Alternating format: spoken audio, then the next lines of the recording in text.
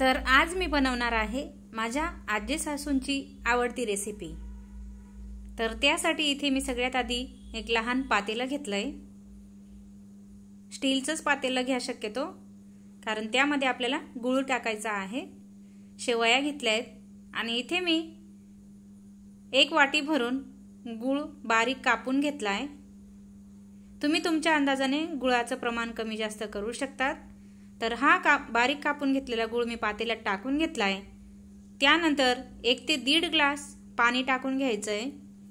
पाण्याचं प्रमाण तुम्ही तुमच्या अंदाजाने टाकू शकता। तुम्ही किती प्रमाणात शेवया बनवणार आहेत त्या प्रमाणात।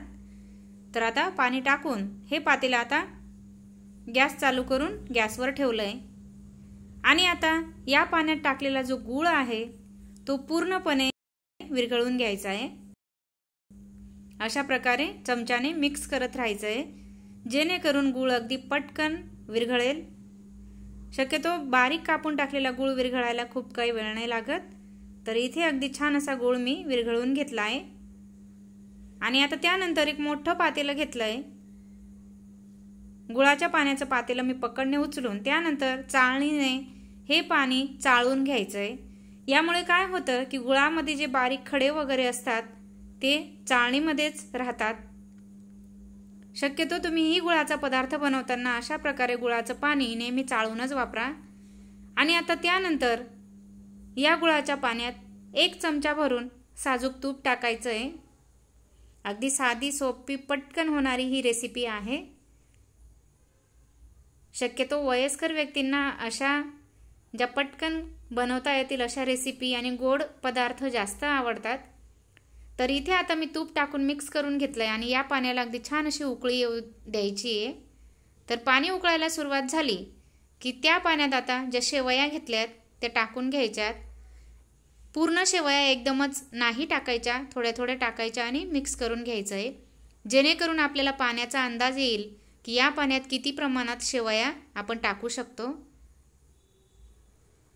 तर इथे आता गुळाच्या पाण्यात मी सर्वच शेवया थोड्या थोड्या करून टाकून घेतल्या आहेत। शेवया टाकून झाल्यावर व्यवस्थित मिक्स करून घ्यायचं आहे।